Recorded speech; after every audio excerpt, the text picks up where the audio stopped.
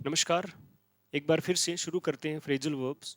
आज जो हम ग्रुप फ्रेजल वर्ब का पढ़ने वाले हैं वो हमने रेनन मार्टिन से कंसल्ट किया है। यानी रेनन मार्टिन के अंदर पुल शब्द से रिलेटेड जो है वो 4 फ्रेजल वर्ब दी हुई है और इन्हीं को हमने अच्छे तरीके से पढ़ना है। ठीक है। और उसके अलावा अगर पढ़ते हैं तो ये आपके समय की परिस्थिति समय के अकॉर्डिंग जो आप पढ़ सकते हो। यहाँ इंपॉर्टेंट की बात की जाए तो ये 4 फ्रेजल वर्ब ब्रेनन मार्टिन की इंपॉर्टेंट है एग्जामिनेशन के पॉइंट ऑफ व्यू से। चलिए देखते हैं।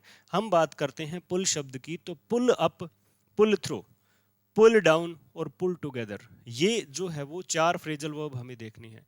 हम बात करेंगे अगर पुल अप की, तो पुल अप का मतलब हो जाता है स्कोल्ड करना, रिब्यूक करना, डांटना, फटकारना।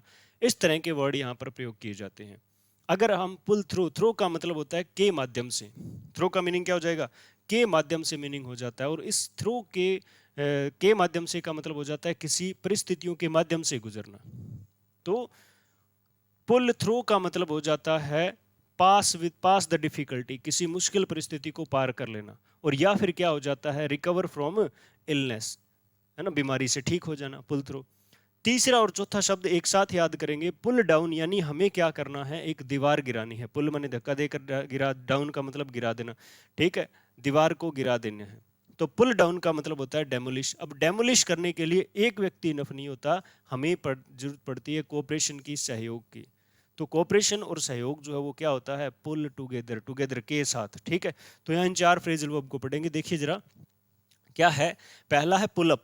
पुल अप, जब हम किसी कार्य को ढंग से नहीं करते हैं तो हमें स्कोल्डिंग जो है वो, है ना, स्कोल्ड किया जाता है। तो पुल अप स्कोल्ड याद करेंगे, पुल अप स्कोल्ड। और उसके बाद पुल थ्रो, थ्रो का मतलब होता है के माध्यम से। अब किसी परिस्थितियों के माध्यम से गुजरना यानी pass the difficulty, recover from illness.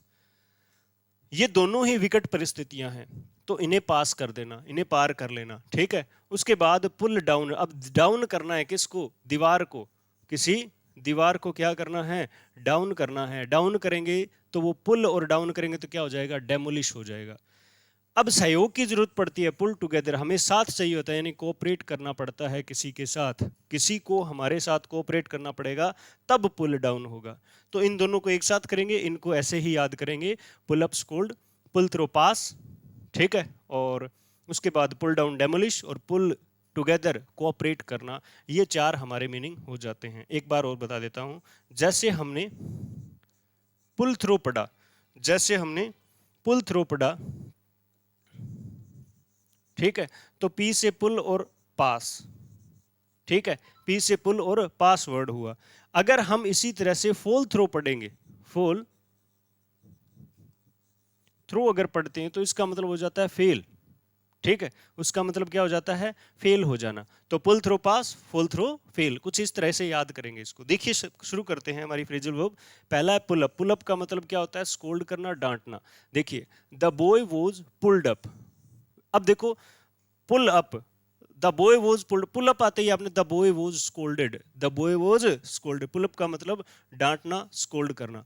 Because of his misbehaviour, उसके मिसबिहेव के कारण उसे क्या किया गया, स्कोल्ड किया गया। उसके बाद देखिए 2 नंबर पे पुल थ्रो।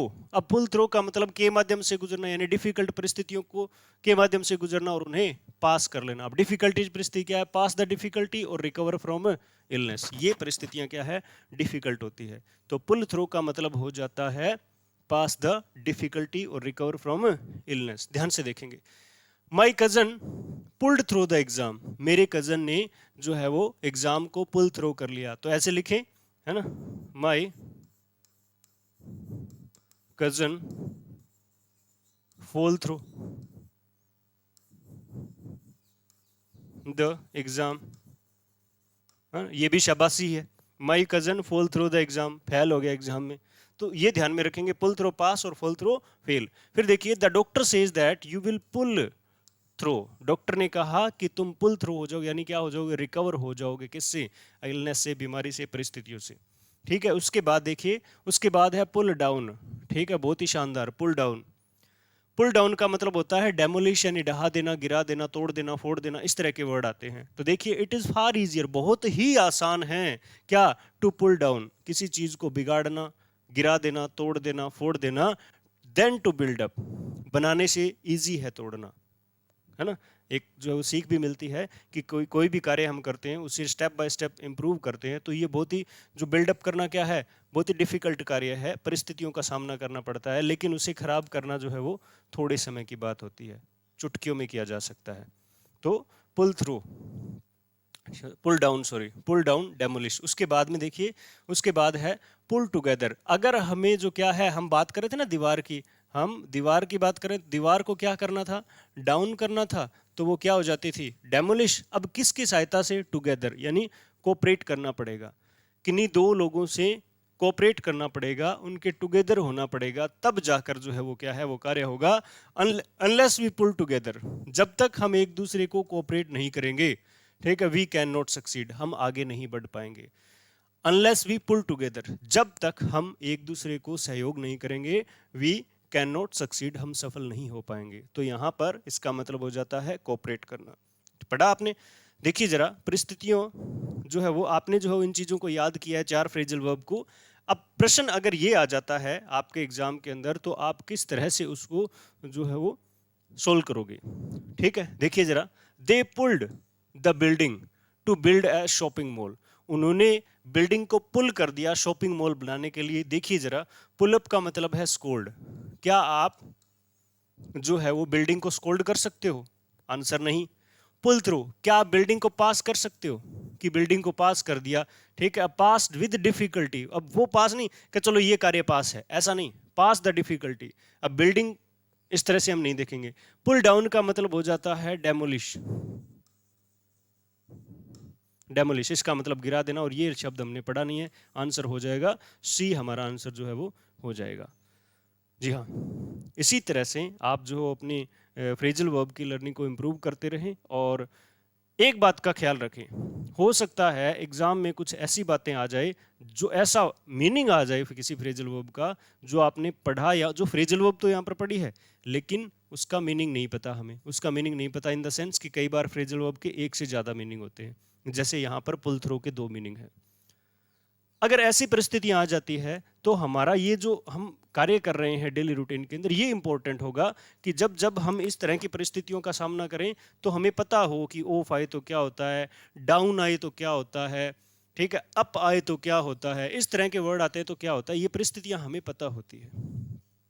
इन्हीं परिस्थितियों के कारण हम क्या करेंगे, हम उस क्वेश्चन को सही करेंगे। तो याद रखें, ये आसान चीज़ें नहीं हैं, इनको स्टेप बाय स्टेप इम्प्रूव करना है। और सबसे बड़ी बात, हमें सेंस डेवलप करना है, हमें पता होना चाहिए डाउन आए तो जनरली क्या होता है। एक दो जगह पॉजिटिविटी है, बाकी हर जगह नेगेटिव वर्क ही होना है। जैसे हमने ब्रेक शब्द को पढ़ा था, ब्रेक डाउन का मतलब होता है कभी गाड़ी खराब हो रही है, कभी विश्वास टूट रहा है, कभी रिश्ता टूट रहा है, कभी जो है वो कोई समझौता टूट रहा है, इस तरह की बातें जो हम देखे, तो था तो सारा गलत ही गलत ना। यहाँ भी देखो, पुल डाउन, डाउन का मतलब गिरा देना, डेमोलिश टूट जाना, यहाँ भी नेगेटिव मीनिंग है।